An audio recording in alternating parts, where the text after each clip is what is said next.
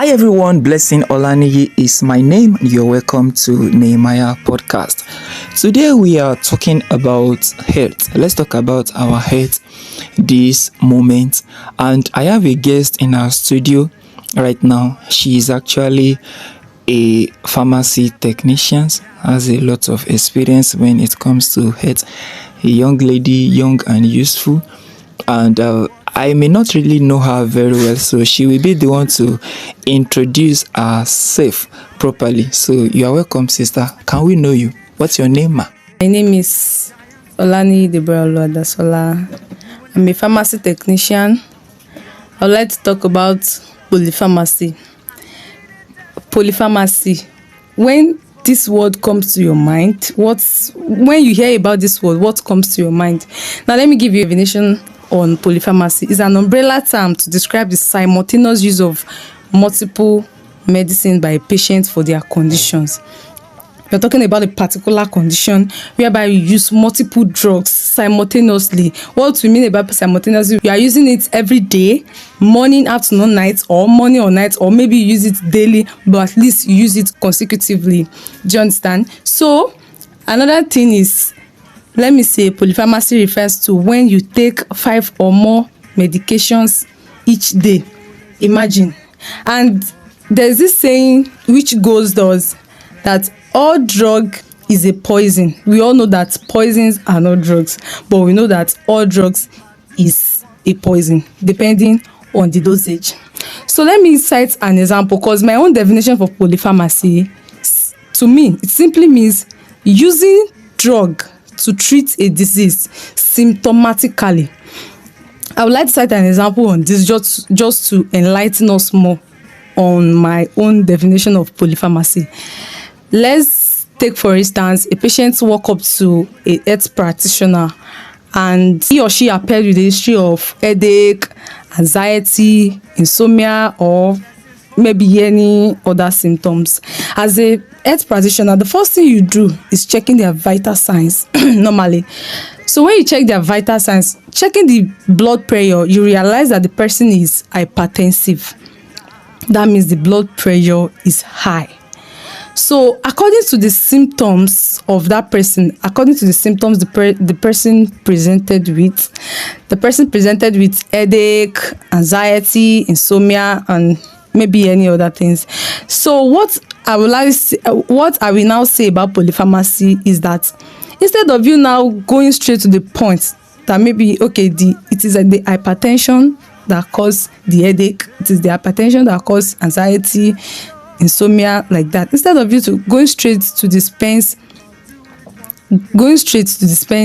an antihypertensive drug, you now went on and start dispensing a drug that will treat headache separately, a drug that will treat anxiety separately, a drug that will and a sedative drug that will treat the insomnia, a drug that will help the patient to sleep very well. Since they are complaining, they complain that they are unable to sleep very well. So understanding this, my explanation, you know what a polypharmacy means. Though I didn't expect a health practitioner to be doing this actually, but it happens in most of our elderly people, some that practice self-medication. Do you understand? So, and we all know that every drug has their own side effects. It may be more, it may be less. We have many adverse effects of each drug. So instead of you to now take a drug just to treat a disease, you're now taking multiple drugs simultaneously. You now think about the adverse effects that this will have on your health. That is why polypharmacy is not encouraged at all. This may happen. I said before that this may happen in our elderly people. Okay, you are feeling this thing, like that. Instead of you to go to a health giver to check some things about you, go through some tests, being diagnosed so that you know the cause of that your symptoms, you now start and taking a lot of drugs. Okay, you cannot sleep, you start taking maybe a sedative drug yourself. You're having headache, you take maybe paracetamol or any drug that you know that it works for headache. You have body pain and like that. So This is what I have to say about polypharmacy. It is not well encouraged, actually. So I will advise you, when you have symptoms or anything, you go to the person, the person that will be of help, so that you'll be diagnosed and be treated properly. Thank you. All right, thank you very much. You said polypharmacy is not actually encouraged, that it's not good enough. So is there any other havoc that this thing can cause apart from the one you've mentioned? Yes, I mentioned adverse effects. What we all know about adverse is the side effects, like what the bad effects that this drug may have on you. So apart from the fact that each drug has side effects, polypharmacy will not be encouraged, because it will still not give you the results that you really want. Okay, let's go back to my own explanation. I mentioned hypertensive patient that presented with headache, insomnia, anxiety. So you don't know that you are hypertensive. You're not using paracetamol for headache.